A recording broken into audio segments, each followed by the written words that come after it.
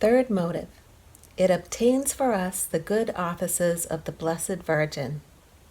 1. Mary gives herself to her slave of love. The Most Holy Virgin, who is a mother of sweetness and mercy, and who never lets herself be outdone in love and liberality. Seeing that we give ourselves entirely to her, to honor and to serve her, and for that end strip ourselves of all that is dearest to us, in order to adorn her, meets us in the same spirit.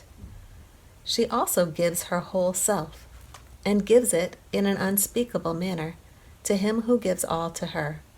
She causes him to be engulfed in the abyss of her graces. She adorns him with her merits. She supports him with her power. She illuminates him with her light, and she inflames him with her love. She communicates to him her virtues, her humility, her faith, her purity, and the rest. She makes herself his bail, his supplement, and his dear all toward Jesus.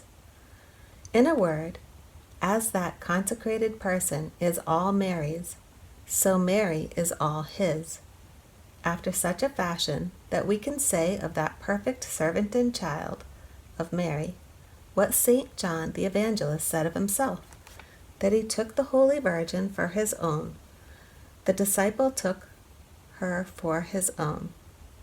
John 19:27. It is this which produces in the soul, if it is faithful, a great distrust, contempt, and hatred of self, and a great confidence in and self-abandonment to the Blessed Virgin, its good mistress.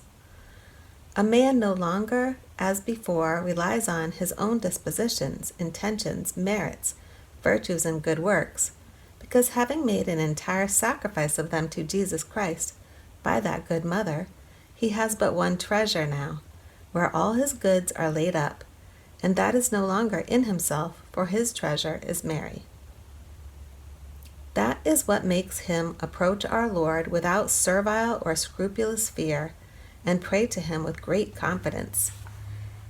This is what makes him share the sentiments of the devout and learned Abbot Rupert, who, alluding to the victory that Jacob gained over the angel, said to our Blessed Lady these beautiful words: O Mary, my princess, immaculate mother of the God-man, Jesus Christ, I desire to wrestle with that man, namely, the divine word, not armed with my own merits, but with yours. Oh, how strong and mighty we are with Jesus Christ when we are armed with the merits and intercession of the worthy Mother of God, who, as St. Augustine says, has lovingly vanquished the Most High. 2. Mary purifies our good works, embellishes them, and makes them acceptable to her Son.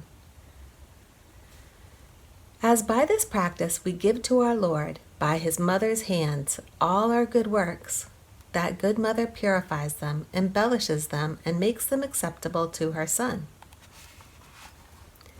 1. She purifies them of all the stain of self-love and of that imperceptible attachment to created things which slips unnoticed into our best actions. As soon as they are in her most pure and fruitful hands, those same hands which have never been sullied or idle, and which purify whatever they touch, take away from the present which we give her all that was spoiled or imperfect about it. 2. She embellishes our works, adorning them with her own merits and virtues. It is as if a peasant wishing to gain the friendship and benevolence of the king went to the queen and presented her with a fruit which was his whole revenue, in order that she might present it to the king.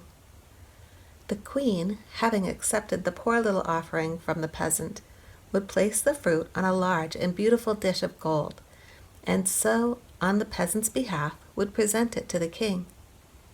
Then the fruit, however unworthy in itself to be a king's present, would become worthy of his majesty because of the dish of gold on which it rested and the person who presented it. 3. She presents these good works to Jesus Christ, for she keeps nothing of what is given her for herself, as if she were our last end. She faithfully passes it all on to Jesus. If we give to her, we give necessarily to Jesus. If we praise her or glorify her, she immediately praises and glorifies Jesus.